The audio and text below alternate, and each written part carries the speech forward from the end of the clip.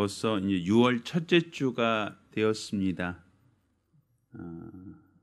코로나19로 인해서 어렵고 힘든 시기이지만 잘 이겨내시길 바라고 오늘 예배도 성공하시기를 부탁드립니다.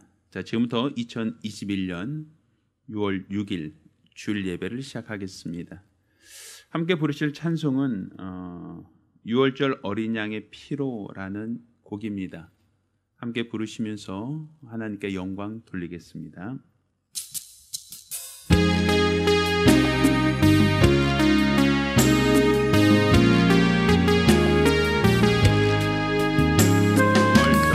어린 양의 피로 나의 삶의 문이 열렸네. 저 어둠의 권세는 힘이 없네.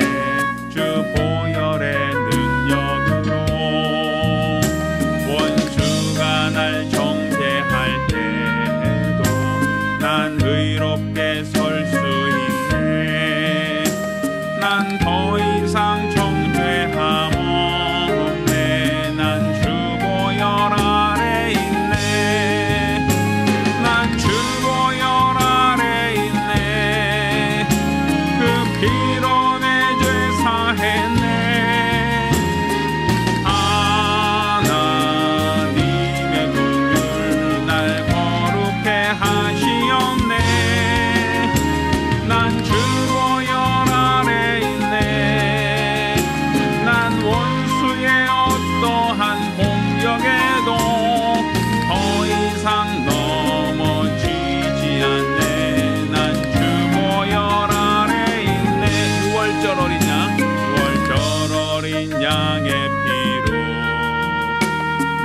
삶의 문이 열렸네.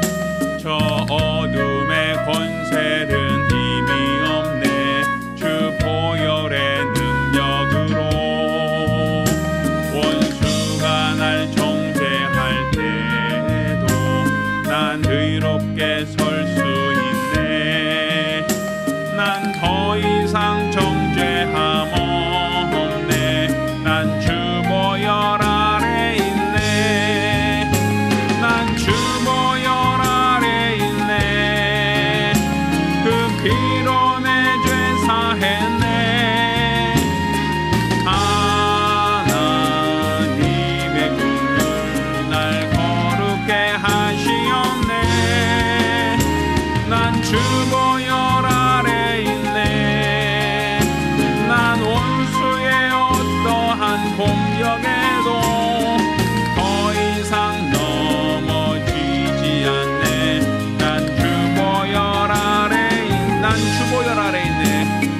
주 보혈 아래 있네. 그 피로 내 죄 사했네. 하나님의 긍휼 날 거룩게 하시었네. 난 주 보혈 아래 있네. 난 원수의 어떠한 공격에도 더 이상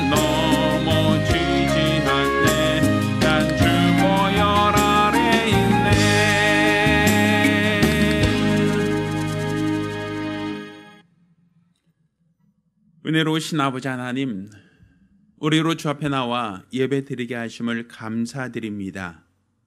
오늘 우리가 드리는 이 예배가 하나님께 상달되며 또 우리 하나님을 기뻐하는 거룩한 예배가 될 수 있도록 도와주시옵소서. 성령 충만함으로 우리가 우리 하나님과 교통하고 우리 주 예수의 공로를 기억하는 예배가 될 수 있도록 도와주시옵소서. 하나님의 풍성하신 은혜와 성도의 믿음의 조화를 이루며 이로써 우리 하나님께 상달되어지는 복된 예배가 될 수 있도록 도와주시옵소서. 살아계신 우리 주 예수 이름으로 기원합니다. 아멘. 찬송가 487장 찬송합니다.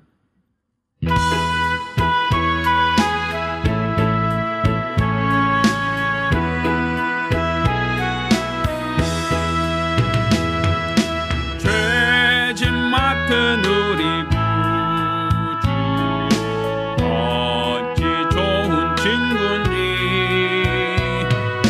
걱정 근심 무거운 짐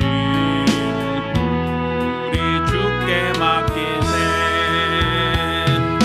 주께 고함 없는 고로 복을 얻지 못하네. 사람들이 어찌하여 아랠 줄을 모를까. 시험 걱정 모든 괴로움 없는 사람 누군가. 부질없이 낙심 말고 기도 드려 아뢰세. 이런 진실하신 친구 찾아볼 수 있을까. 우리 약함하시오니 어찌하니 아랠까. 근심 걱정 무거운 짐 아니 진자 누군가. 피난처는 우리 예수 주께 기도드리세. 세상 친구 멸시하고 너를 조롱하여도 예수 품에 안기어서 참된 위로 받겠네. 아멘. 우리 같이 기도합니다. 우리 같이 기도하실 때 지난 한 주간 우리가 하나님 앞에 범죄한 것, 게으르던 것, 세상을 더 사랑했던 우리 연약함을 돌아보며 한 목소리로 참여 기도합니다. 은혜로우신 아버지 하나님, 우리 하나님께서 오늘 이 시간 우리를 사랑하심을 참으로 감사드립니다. 우리가 우리 하나님 앞에 나와 믿음으로 기도하오니 우리 하나님께서 우리들의 죄와 허물을 도말하시고 용서하여 주시기를 원합니다.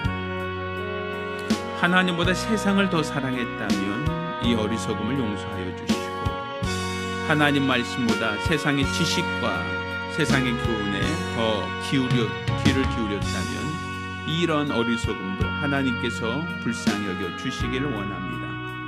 하나님을 사랑한다 고백하면서도 하나님보다 나 자신을 더 사랑하고 하나님보다 물질을 더 사랑하며 육체의 소욕을 쫓아 살고 있지는 않았는지, 또한 하나님이 우리에게 맡기신 계명과 직분보다는 육체의 소욕을 쫓아 사는데 더 앞장서진 않았는지 우리 자신을 되돌아볼 수 있도록 도와주시고, 이로써 우리 하나님 앞에 회개하고 참여하는 자들마다 하나님의 은혜와 긍휼이 있도록, 하나님의 용서하심이 있도록 도와주시옵소서.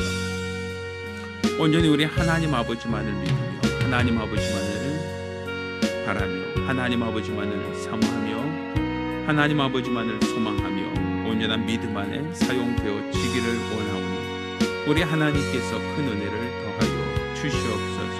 일평생 우리 주가 원하시는 거룩한 믿음으로 살아갈 수 있도록 도와주시옵소서.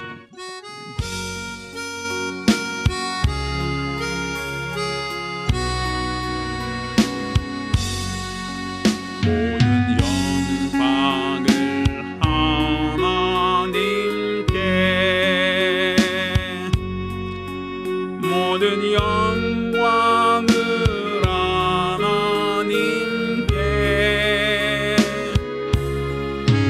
온 마음과 뜻 다해 주 사모합니다. 모든 영광을 하나님께,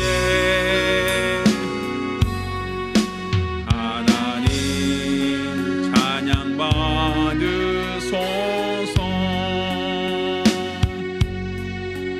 하나님 찬양 받으소서.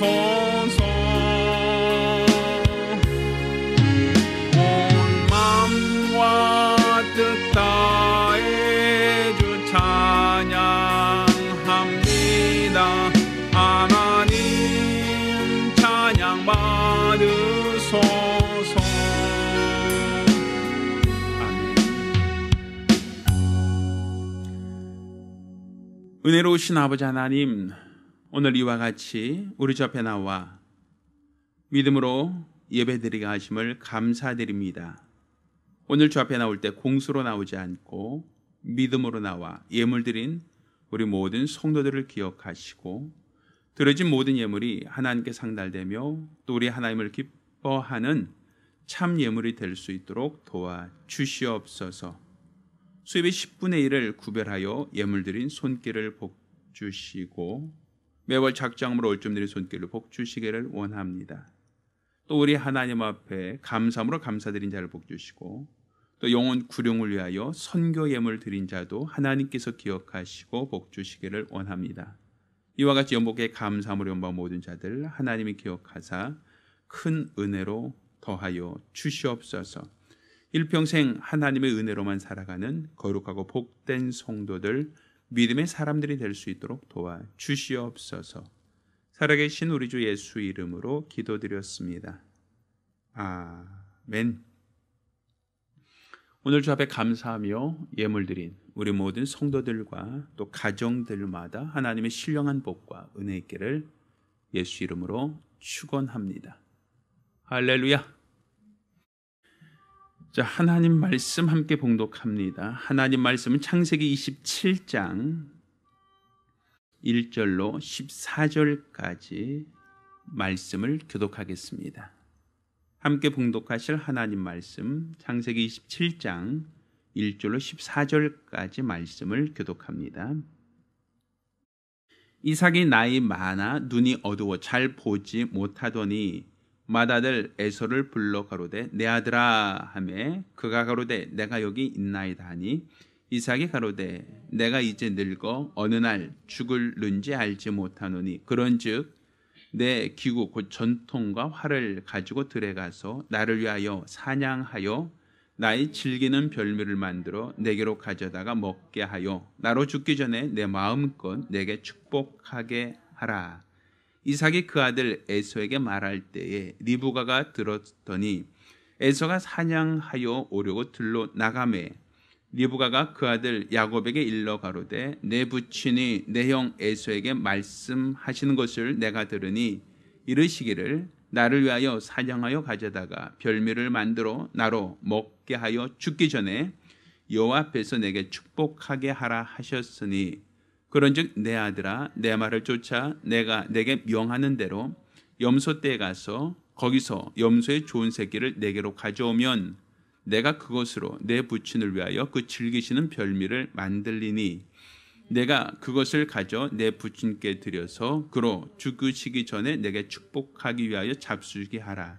야곱이 그 모친 리브가에게 이르되 내 형에서는 털 사람이요 나는 매끈매끈한 사람인즉 아버지께서 나를 만지실진데 내가 아버지께 속이는 자로 배울지라 보금고사하고 저주를 받을까 하나이다. 어미가 그에게 이르되 내 아들아 너희 저주는 내게로 돌리리니 내 말만 쫓고 가서 가져오라. 그가 가서 취하여 어미에게로 가져왔더니 그 어미가 그 아비의 즐기는 별미를 만들었더라. 아멘. 할렐루야. 할렐루야. 자, 오늘은 우리의 중보자 되시는 예수라는 제목으로 하나님 말씀을 함께 나누겠습니다. 예수님은 하나님과 우리 죄인들 사이를 중보하시는 대제사장이십니다. 사실 대제사장이라는 이 직분 자체는 구약시대 성전에서 봉사하던 자이죠. 죄인들이 하나님을 배울 때 죄인들은 성소에 들어갈 능력이 없습니다. 죄인들은 의로우신 하나님을 직접 배알하고 또 그를 만난다면 하나님의 공의로서 그가 심판을 받을 수밖에 없습니다. 따라서 죄인들은 제물을 가지고 오면 그 제물을 희생하여 그 피를 가지고 죄인들을 대신하여 하나님께 나아가는 자들이 제사장이고 또한 하나님이 그들의 죄를 사하였다라고 할 때 하나님이 그 죄인들에게 직접 말하지 않고 제사장을 통해서 하나님이 그들에게 용서와 하나님의 긍휼을 전달하고 그들이 하나님께 용서를 받은 그 복음을 가지고 죄인들에게 하나님의 긍휼하심을 전하는 자, 그가 바로 제사장이었습니다. 성경에 예수 그리스도를 대제사장이다라고 하는 그 이유, 히브리서 3장에 예수를 대제사장이다라고 하는 것은 하나님과 죄인 사이를 중보하는 중보자이시기 때문입니다. 따라서 우리는 직통계시라고 하죠. 내가 예수 빼고 하나님과 직접 상대하겠다, 내가 예수와 무관하게 하나님으로부터 인정받겠다라고 하면 그것은 불의한 자가 됩니다. 그러니까 세상 사람들이, 세상의 모든 종교가 다 실패할 수밖에 없는 것은 그들은 자기가 직접 신을 대하는다는 거예요. 내가 자선을 통해서, 내가 구제를 통해서, 내가 세상의 선행을 통해서 신에게 직접 내 노력을, 내 공로를 아뢰겠다라는 것이죠. 내가 이렇게 신에게 치성을 드리고 정성을 드리면 신도 감천할 것이다 라고 사람들은 기대하고 있어요. 그렇지만 성경은 예수라는 중보 없이는 하나님께 나아갈 수 없다라는 거예요. 예수님께서 친히 나로 말미암지 않고는 아버지께로 갈 자가 없다라고 얘기하셨거든요. 그러니까 예수님이라고 한 중보자가 없이는 절대로 우리가 하나님을 만날 수도, 하나님과 사귐을 가질 수도, 하나님께 우리 예배를 성공시킬 수도, 또 하나님의 긍휼을 우리가 체험할 수도 없다는 거예요. 이것은 마치 우리가 이 방에도 우리 전기를 쓰고 있죠. 형광등과 마이크와 에어컨, 모든 가전제품을 쓰고 있죠. 자, 그런데 이 모든 가전제품은 전기에 의해서 사용되어집니다. 근데 만약에 발전소에서 이 건물에 직접 다이렉트로 전기를 연결했다라고 해봅시다. 아마 전기는 발전소에서 만드니까 그 엄청난 발전소에서 만든 전기를 이 건물에 직접 연결하면 우리가 이 방에 쓰는 모든 가전제품을 원활하게 사용할 수 있는가라고 하면 그렇지는 않아요. 왜 그렇죠? 발전소에서 만든 전기는 수백만 볼트. 여기서는 우리가 쓰는 이 가전제품은 그 전기를 감당할 수가 없어요. 아마 다 나갈 겁니다. 형광등, 마이크, 에어컨, 모든 것들이 다 부서지거나 화재가 날 거예요. 왜? 발전소에서 만든 전기 너무 강력하니까. 그러니까 전기를 사용해야 되지만 그 중간에 변전소라고 하는 전압을 낮춰주는 그 도구가 없으면 발전소에서 아무리 전기를 만든다 할지라도 여기서는 사용할 수가 없는 거예요. 그러니까 마치 예수 그리스도는 하나님과 죄인 사이를 중보하는 그 중보자란 말입니다. 그가 없이는 하나님의 은혜도, 하나님의 긍휼도, 하나님의 용서도 우리가 구할 수 없는 거예요. 또 우리의 모든 사정을 우리가 하나님께 아뢰고 하나님의 긍휼과 하나님의 도움을 받고 싶어도 예수 없이는 불가능하다는 거예요. 그러니 세상 종교가 실패할 수밖에 없는 것은 자신들이 선행을 하고 자신들이 고행을 하고 자신들이 욕심을 버리고 세상에 선하고 착하게 또 세상에서 모든 것을 좋은 일을 한다 할지라도 예수와 무관한 수고, 예수와 무관한 그들의 공력은 다 실패할 수밖에 없다는 것이죠. 예수가 바로 문이다. 양의 우리에 들어간 자, 문으로 들어가지 않다 도적이요 절도요 강도다라고 말하지 않습니까? 그러니까 예수를 통하지 않으면 다 불법이라는 거예요. 따라서 우리의 신앙은 오직 예수가 우리의 중보자 되신다라는 것을 알고 믿어야 됩니다. 그러니까 예수를 떠나서는 하나님을 볼 수도 없고, 예수를 떠나서는 하나님께 갈 자도 없고, 예수를 떠나서는 하나님의 은혜도 하나님의 긍휼도 우리는 기대할 수가 없다라는 겁니다. 그래서 우리는 예수의 공로를 의지하여 하나님께 예배드리는 것이고, 예수의 공로 의지하여 우리 하나님께 기도하는 것이고, 또 하나님께서도 우리 예수 그리스도 안에서 하나님의 은혜, 하나님의 사랑, 하나님의 긍휼을 우리에게 더하여 주신다라고 성경은 말하고 있습니다. 따라서 우리는 예수를 믿는 이 믿음, 예수를 중보자로 삼으려고 하는 이 믿음이 우리 안에 있어야 한다.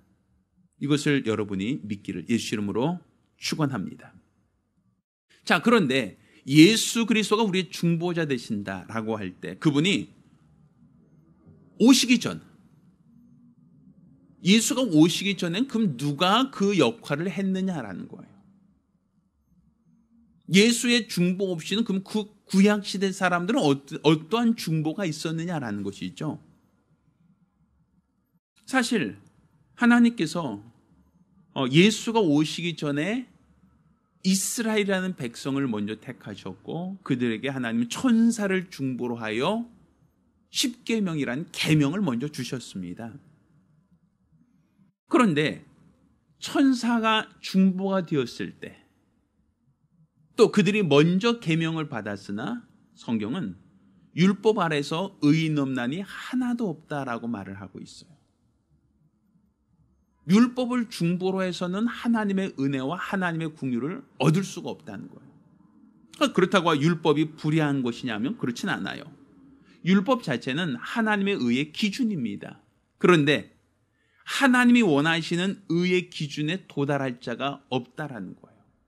하나님이 원하시는 그 의의 기준에 도달하면 분명 하나님이 그들에게 복과 생명을 주신다라고 약속하셨지만, 그렇지만 율법 아래에서 그들이 하나님이 원하시는 그 기준, 하나님을 기쁘시게 할 만한 그 기준에 도달할 자가 없다라는 것. 그게 바로 인간의 연약함이고 인간의 한계라는 것이죠.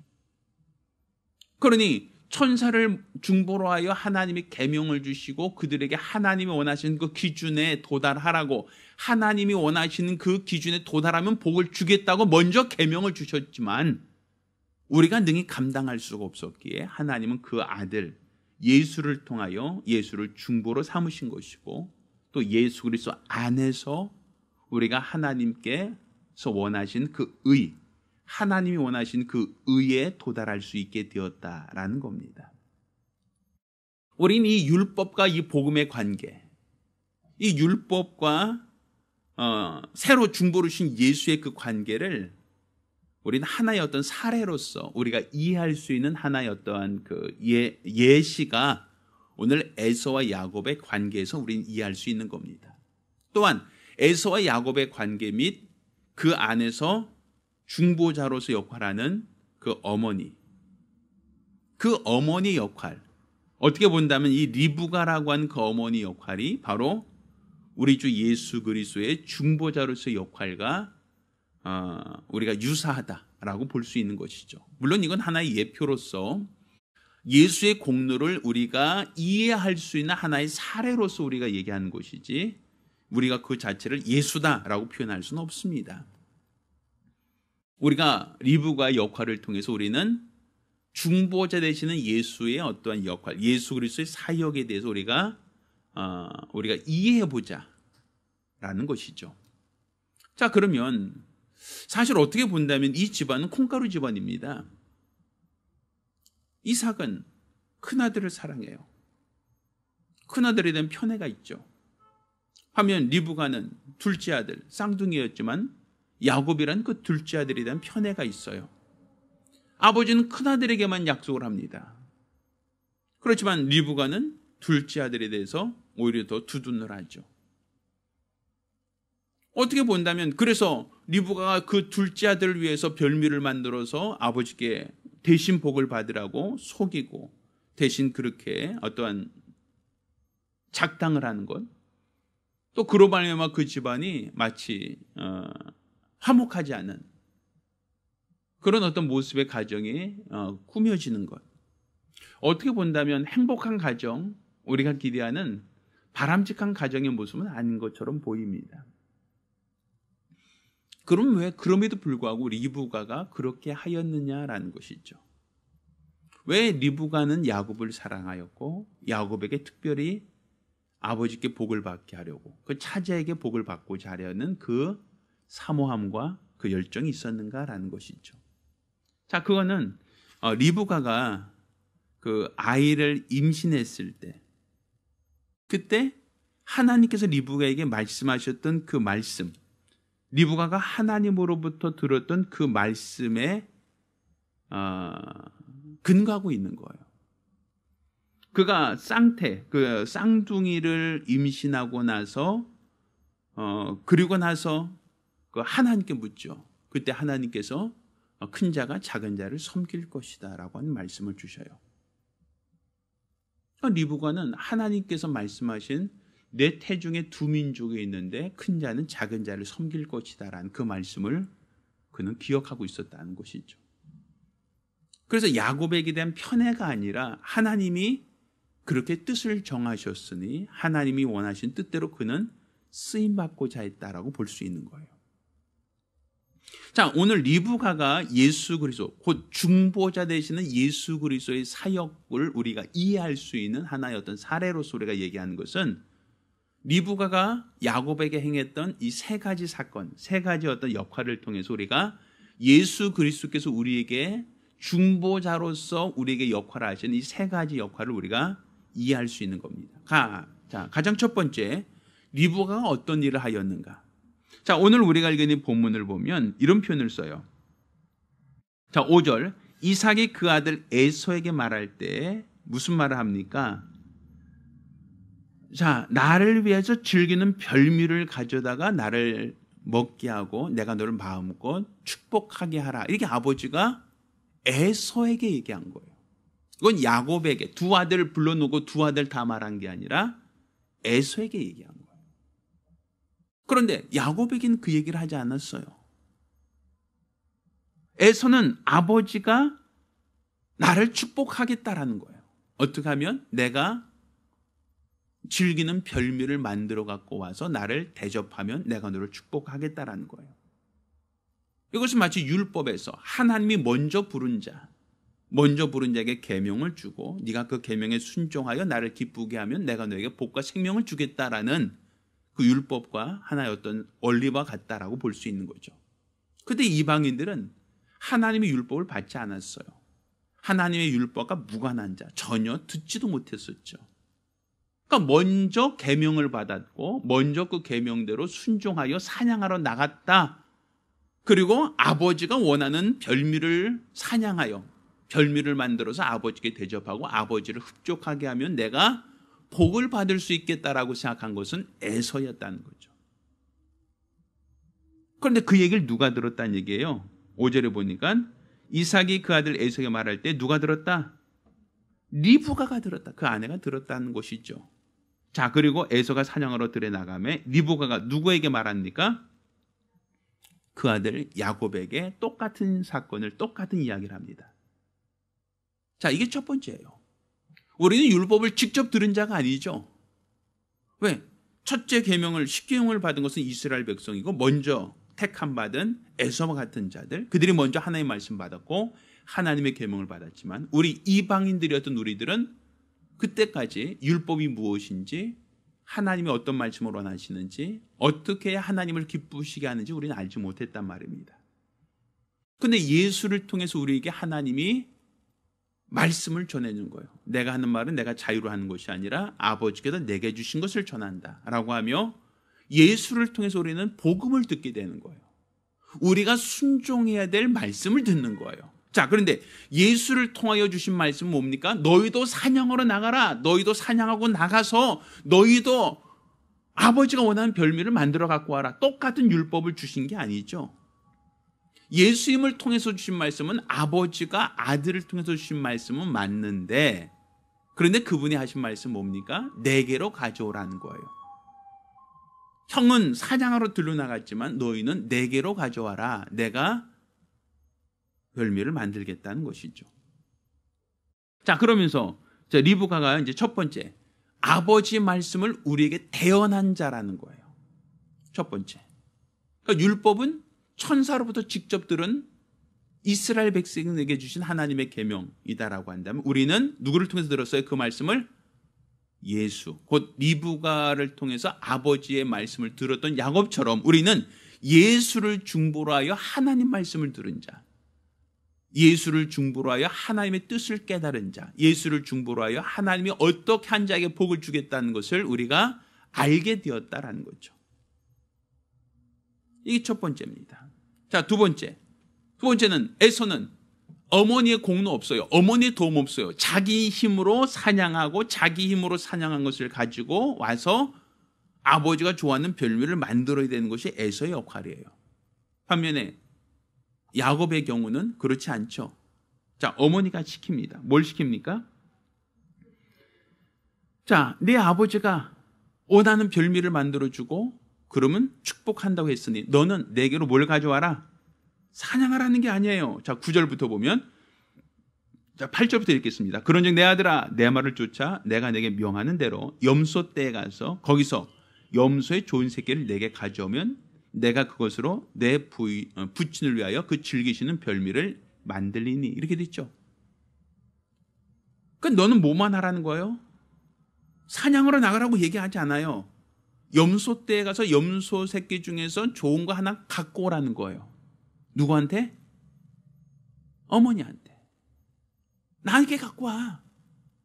그러면 그 야곱이 한 역할이 뭐예요? 염소 새끼 중에 하나 골라갖고 어머니에게 가져가는 것만 하면 되는 거예요. 형처럼 사냥하러 밖에 나가지 않아도 되는 거예요. 형처럼 사냥하고 난 다음에 그것을 가지고 요리할 필요 없는 거예요. 우리는 뭐만 하면 되는 거예요? 염소 새끼 한 마리 끌고 와. 누구에게? 어머니에게 가져만 주면 되는 거죠. 자, 그럼 별미는 누가 만들어요? 야곱이 만듭니까? 자, 오늘 본문을 보세요. 자, 14절. 그가 가서 취하여 어미에게로 가져왔더니 누가 별미 만들었어요? 그 어미가 그 아비의 즐기는 별미를 만들었더라. 그러니까 야곱이 한 역할은 뭐예요?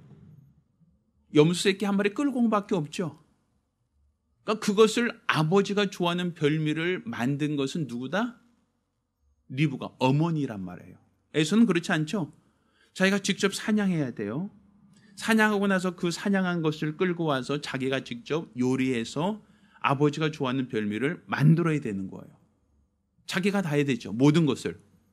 근데 야곱에겐 그렇게 얘기하지 않아요. 야, 너도 빨리 가서 염소새끼 한 마리 갖고 네가 요리해서 아버지께 갖다 줘. 이렇게 얘기하지 않죠. 누구에게 가져와라? 나에게 가져와라. 누가 요리해야겠다? 내가 요리하겠다는 거예요. 그러니까 아버지가 좋아하는 별미를 누가 만드는 거예요? 야곱이 만드는 게 아니라 그 어머니가 만들었죠. 그러니까 이 율법이라고 하는 것은 내가 수고하고 내가 노력하고 내가 애써서 하나님을 기쁘시게 하는 별미를 만드는 거예요. 율법이라는 것은 내가 계명을 받았으니 내가 그 계명을 지키고 내가 그 계명에 순종함으로 하나님을 기쁘시게 하려고 몸부림치는 거예요. 자, 그에 반해서 우리는 누구를 통해서요? 예수께로만 가져오면 되는 거예요. 예수께로만. 그러면 그분이 자기가 희생하여 아버지가 좋아하는 별미를 만드는 것이죠. 그러니 우리는 사실은 예수를 십자가에 못 박은 것밖에 없어요. 예수를 붙잡아다 십자가에 못 박아 죽인 것밖에 우리는 한 게 없어요. 그렇지만 예수님의 공로로 말미암아 하나님께서 흠양하시는 제물이 되신 거예요. 예수님께서 자기의 희생을 통하여 율법이 원하는 그 모든 요구를 응하여 준 거예요. 율법이 요구하는 그 모든 것을 예수의 공로를 통하여 응하였다. 곧 예수의 삶이 하나님이 기뻐하시는 향기로운 제물이 되었다는 것이죠. 우리 성전에 보면 진설병이라고 있잖아요. 진설병. 이 진설병이 누구에게 드리는 떡입니까? 하나님께 드려진 떡이죠. 예수님께서 성찬을 통해서 뭘 말씀하셨어요? 이는 내가 너희를 위하여 내 몸이다. 이는 내가 너희를 위하여 흘리는 바 내 피다라고 하며 먹으라라고 얘기하잖아요. 예수님 자신이 하나님께 드려지는 진설병이 되었다. 예수님 자신이 자신의 노력과 자신의 희생을 통하여 아버지께 드려진 별미를 만들었다라는 거예요.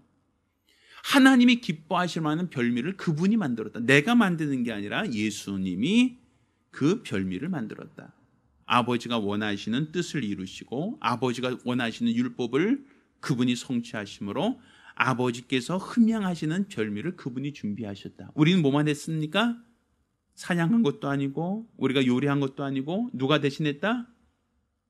어머니가 했다. 곧 우리의 공로 없이 예수의 공로로 말미암아 우리는 하나님을 기쁘시게 하는 자가 되었다라는 것이죠. 이게 두 번째입니다. 이 두 번째라는 것은 결국은 우리 주 예수의 공로로 말미암아 우리는 하나님을 기쁘시게 하는 자가 되었다라는 거예요. 내가 애쓰고 내가 수고하고 내가 노력하고 내가 내 수고의 공로로서 우리 하나님께 인정받고 하나님께 칭찬받고 하나님께 복을 받는 게 아니라 우리는 예수의 공로로 말미암아 하나님께서 원하시는 하나님이 기뻐하시는 별미를 만든 자가 되었다라고 볼 수 있는 거예요. 자, 이게 두 번째입니다. 자, 세 번째 마지막은 자, 무슨 얘기를 합니까? 자, 야곱이 말합니다. 자, 10절부터 제가 읽겠습니다. 내가 그것을 가져 내 부친께 드려서 그로 죽으시전에 내게 축복하기 위하여 잡수시게 하라. 이게 누가 얘기한 겁니까? 리브가가 야곱에게. 자, 내가 이거 만들었으니 네 아버지에게 갖다 주고 너는 아버지가 너를 축복하게 하라. 이 얘기하는 거죠. 복 받으라는 얘기예요. 자, 그러자 야곱이 뭐라고 얘기합니까? 야곱이 11절에 어머니 리브가에게 말합니다. 내 형 사람은 털 사람이요 나는 매끈매끈한 사람인즉 아버지가 나를 만지실진데 내가 아버지를 속이는 자로 배울지라 복은 고사하고 저주를 받을까 합니다. 내가 아버지께 직접 들은 계명이 아니고 어머니의 공로로 어머니의 애수고로 어머니의 희생으로 만들어진 이 별미를 내가 대신 가지고 들어가서 아버지 드리고 나 복 받으려고 합니다라고 하면 아버지가 나에게 너 애서 아니잖아 라고 나에게 오히려 뭐 한다? 저주할지도 모르지 않습니까? 왜 나를 속이느냐라고 아버지께 야단 맞습니다. 그 얘기죠. 자, 그러자 어머니가 뭐라고 얘기해요? 13절 어미가 그 얘기를 해. 내 아들아 너희 저주는 누구에게? 그러니까 아버지가 만약 너를 저주한다면 그 저주는 누가 받겠다는 거예요? 내가 받겠다는 거예요. 너는 뭐만 받으라? 내 맘만 쫓아서 너는 아버지께 가서 복만 받으라는 거예요. 그러니까 저주는 내가 받을 터이니 너는 내가 만든 별미를 가져가서 복만 받으라 이 얘기를 하죠. 그러니까 사실 예수 그리스도의 십자가라고 하는 것은 저주예요. 희생이죠. 고통이죠. 근데 그건 누구만 받는 거예요? 그 모든 저주는 내가 다 감당할 터이니 너희 모든 죄값은 내가 다 친히 짊어질 터이니 너는 뭐만 받으라? 복만 받으라는 거예요. 지금 우리가 우리 주 예수의 공로를 힘입어 하나님께 나아간다는 것은 아버지가 혹여 나를 저주한다 할지라도 그 모든 저주는 내가 다 담당할 터이니 너는 아버지께 가서 너는 아버지께 복만 받으라. 이게 바로 복음이에요. 그러니까 우리 주 예수 그리스도께서 우리의 중보자 되신다라고 얘기하는 것은 이렇게 이 리브가가 야곱에게 행하였던 리브가가 야곱이 아버지께 복을 받도록 하기 위해서 가운데 중재했던 역할과 유사하다는 얘기, 비슷하다는 얘기죠. 가장 먼저 뭐라 그랬어요? 아버지의 계명, 아버지의 말씀, 아버지의 뜻을 아들에게, 야곱에게도 전달한 역할. 이게 바로 예수님의 전하신 진리입니다. 복음이에요. 유대인들에게, 첫사람들에게만 주셨던 이 10계명이 아니라 내가 새 계명을 너에게 주노니 이렇게 얘기하지 않습니까? 주 예수께서 아버지께 말씀을 받아서 우리에게 또 다른 계명, 아버지가 어떤 것을 원하시는지 우리에게 알게 하셨다. 이것을 우리는 진리라고 얘기하는 거예요. 이로써 우리는 아버지의 뜻을 알게 되었고 아버지가 어떤 자에게 복을 주시는지를 우리가 알게 되었죠. 또한 우리 하나님을 기쁘시게 하는 게 어떻게 하면 되는가? 율법 아래서는 내가 노력하고 내가 애쓰고 내가 수고하여 내가 사냥하여 내가 사냥물을 가져다가 내가 아버지가 원하는 별미를 내가 직접 준비하고 요리하고 대접을 해야 되지만 우리는 그렇게 하지 않죠? 우리는 어머니께로만 가져가면 되는 거예요. 내가 애쓰고 수고한 것, 내가 가진 모든 것을 어머니께만 가져가면 되는 거죠. 그럼 그분이 요리하는 거예요. 그분이 희생하는 거예요. 그분이 아버지가 좋아하는 것을 그분이 만드시는 거예요. 내 공로 없어요. 우리는 예수께로만 가져가면 되는 거예요. 그러니까 내 모든 문제, 내 모든 연약함 다 누구에게 가져가면 되는 겁니까? 예수께만 가져가면 돼요. 내가 직접 하나님을 상대해서 내가 직접 하나님께 복을 받겠다가 아니라 우리는 예수님께만 가져가면 돼요.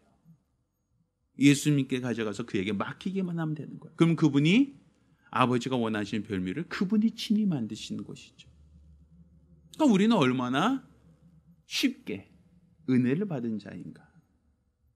그 안에 누가 중보가 있어요? 예수의 중보가 있는 거예요. 예수의 희생, 예수의 수고가 있는 것이죠. 또 그렇게 하고 나서도 아버지가 나를 인정 안 하면 어떡합니까? 만약 아버지가 나를 저주하면 어떡합니까? 할 때 어머니는 내가 그럼 저주 내가 받겠다. 너는 복만 받으라.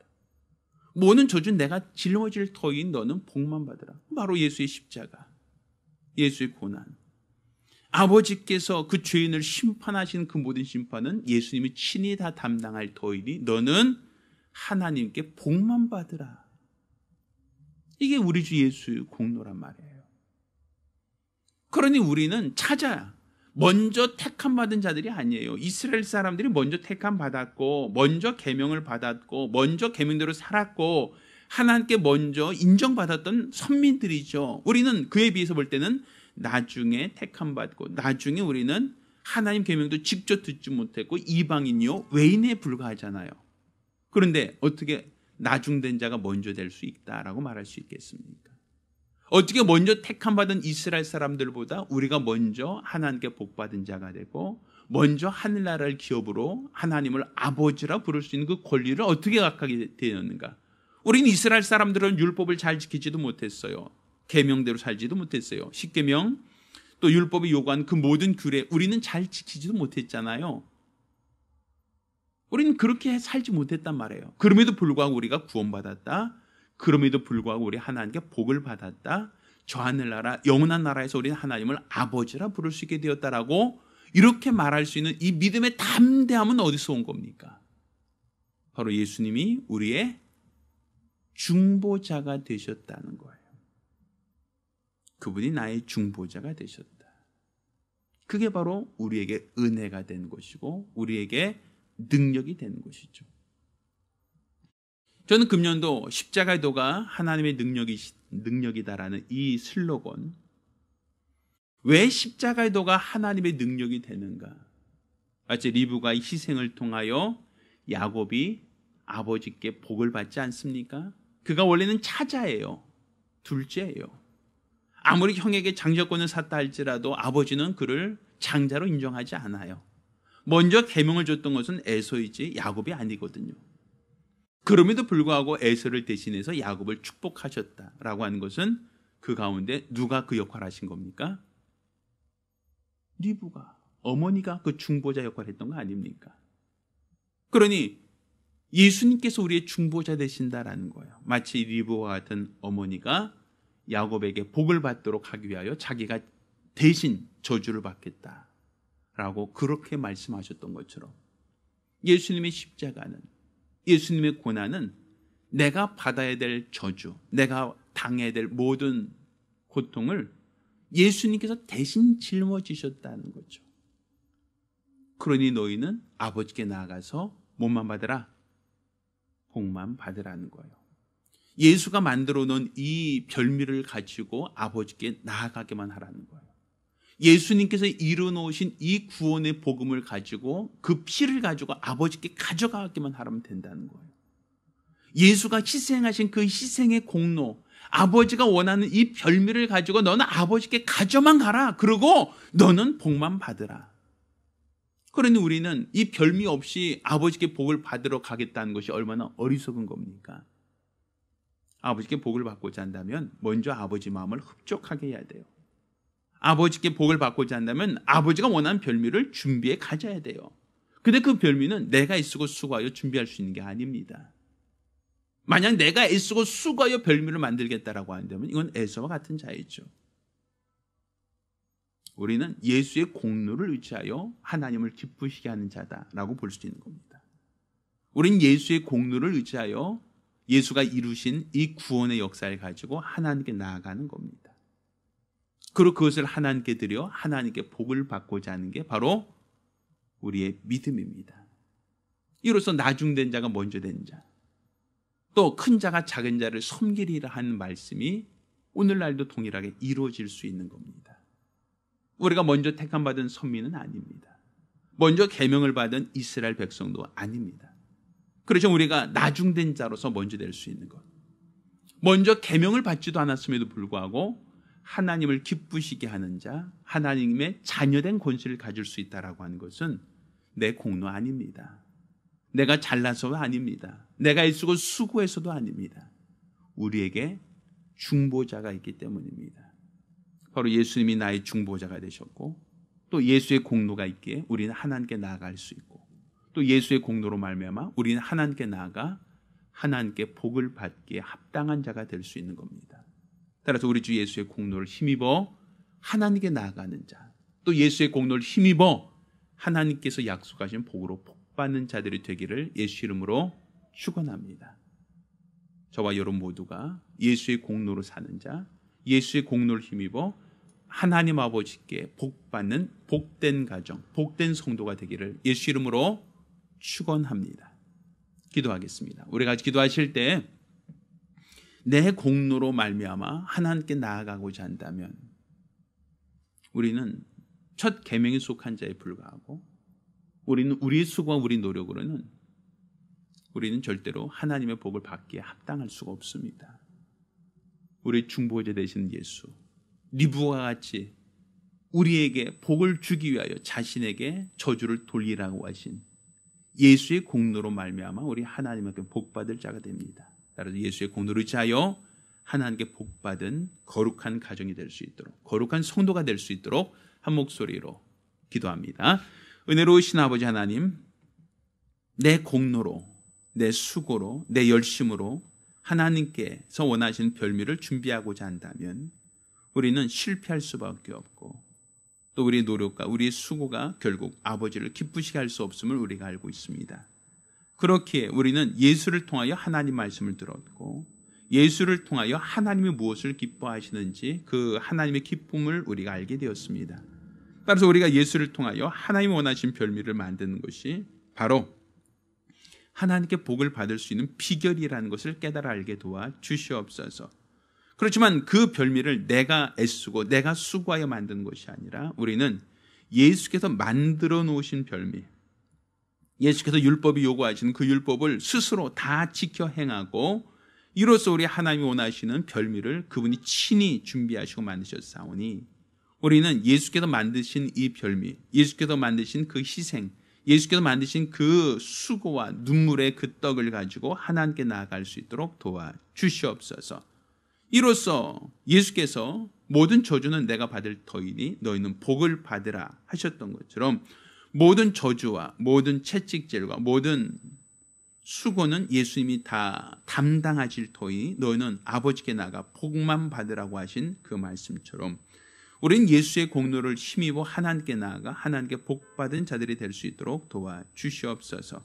내가 채찍에 맞아야 될 그 채찍을 예수님이 대신 맞으셨고 내가 달려야 될 그 십자가 예수님이 다신 달리사 그가 죄와 사망을 친히 담당하여 주셨사오니 우리는 예수의 공로 곧 하나님이 원하시는 별미를 가지고 하나님께 나아가 하나님께 복받는 믿음의 사람들이 될 수 있도록 도와주시옵소서. 이로써 큰 자가 작은 자를 섬기리라 나중된 자가 먼저 되리라 하셨던 것처럼 우리가 이방인들이요 외인이요 하나님의 권속들이 아니었으나 예수의 공로로 말미암아 우리는 하나님의 뜻을 알고 하나님께 나아가 하나님께 복받는 믿음의 사람들이 될 수 있도록 도와주시고 하나님께서 주신 복으로 복받기에 합당한 복된 성도들, 복된 가정들이 될 수 있도록 도와주시옵소서.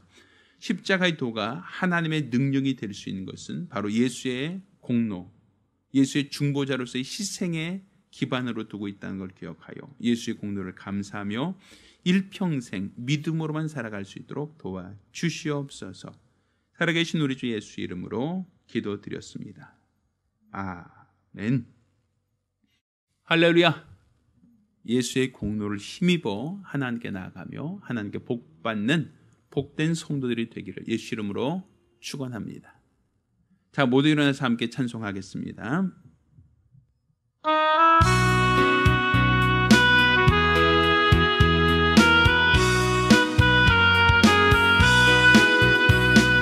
주 십자가를 지심으로 죄인을 구속하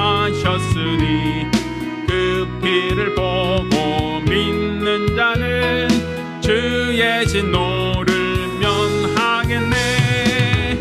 내가 그 피를 유월절 그 양의 피를 볼 때에 내가 너를 넘어가리라. 흉악한 죄인 괴수라도 예수는 능히 구원하네. 온몸을 피에 잠글 때에 주의 진노를 면하겠네. 내가 그 피를 유월절 그 양의 피를 볼 때에 내가 너를 넘어가리라. 심판할 때에 모든 백성 행한 일대로 보응받네. 죄 있는 자는 피를 믿게 주의 진노를 면하겠네. 내가 그 피를 유월절 그 양의 피를 볼 때에 내가 너를 넘어가리라. 구주의 사랑 크신 은혜 보혈의 능력 의지하세. 심판의 불이 내릴 때에 주의 진노를 면하겠네. 내가 그 피를 유월절 그 양의 피를 볼 때에 내가 너를 넘어가리라. 기도합니다. 이제는 우리 주 예수 그리스도의 은혜와 아버지 하나님의 극진하신 사랑과 보혜사 성령님의 교통하시고 역사하심이 오늘 이와 같이 중보다 되시는 예수 안에서 하나님이 원하신 별미를 드리고 이로써 예수 안에서 복받기를 사모하는 우리 모든 성도들과 가정들 위해 이제부터 영원까지 함께 있을지어다. 아멘.